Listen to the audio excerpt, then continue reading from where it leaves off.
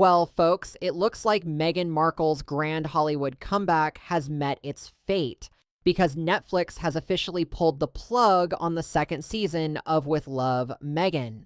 And let's be real, this wasn't some polite parting of ways where the streaming giant said, "Oh, we just had some scheduling conflicts." Sources say it all boiled down to Meghan's over-the-top demands and a production vision so lavish it made Versailles look like a modest Airbnb. In case you haven't been following the royal-turned-Hollywood saga, Season 1 of With Love, Meghan limped onto our screens amid a flurry of PR hype. After all, it had a former duchess in it, plus plenty of press coverage that tried to convince us she was the new queen of the lifestyle genre. Yet that apparently didn't stop Meghan from going all out when pitching Season 2. Word on the street is she demanded a budget nearly triple what Season 1 had, enough to deck out each episode with imported Italian flowers, custom-built sets styled after European royal estates, and cameo appearances that would ring up to a tidy $300,000 a pop. And let's not forget the vintage French crystal she insisted on using for every kitchen scene, because apparently you can't demonstrate a simple pancake recipe without the refined sparkle of 18th century glassware.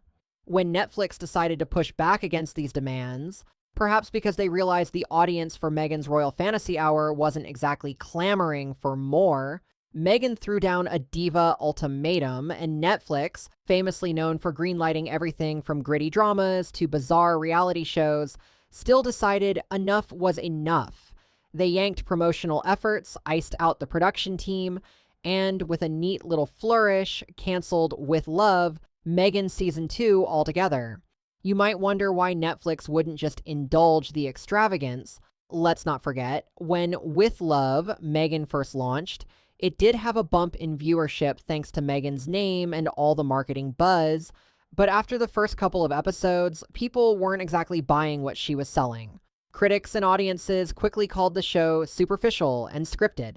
To many, it seemed like a desperate attempt by Meghan to reclaim relevance in a world that's largely moved on from her influence. So, by the time Meghan returned with an even glitzier pitch, complete with the suggestion that, with love, Meghan could one day rival Martha Stewart and Gwyneth Paltrow, they'd already lost faith.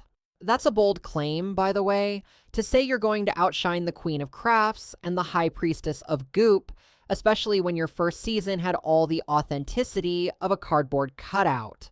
But wait, there's more.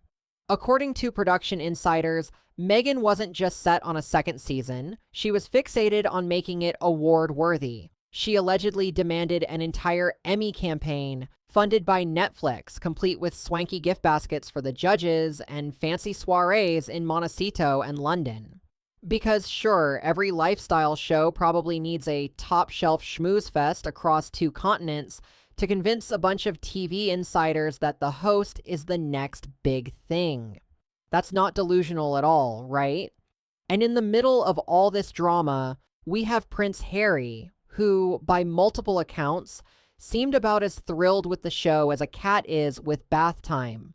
Staffers claim he rarely made appearances in Season 1, and when he did, he looked like he'd rather be just about anywhere else, possibly daydreaming of a quiet weekend playing polo, or a Netflix docuseries that didn't involve him forcing a smile in front of a camera.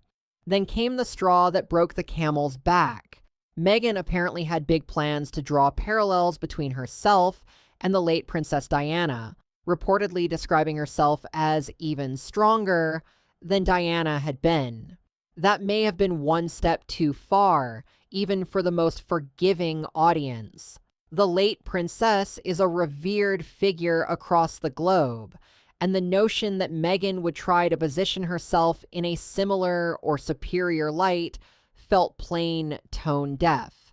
Nobody's clamoring for a side-by-side comparison, let alone for Meghan to rebrand herself as the more resilient iteration of Diana. All this combined, soaring budgets, surreal demands, questionable creative decisions, left Netflix with little choice but to give With Love, Meghan the royal boot. Now the question is, where does Meghan go from here? Will she pivot to another streaming platform or try another high-profile project?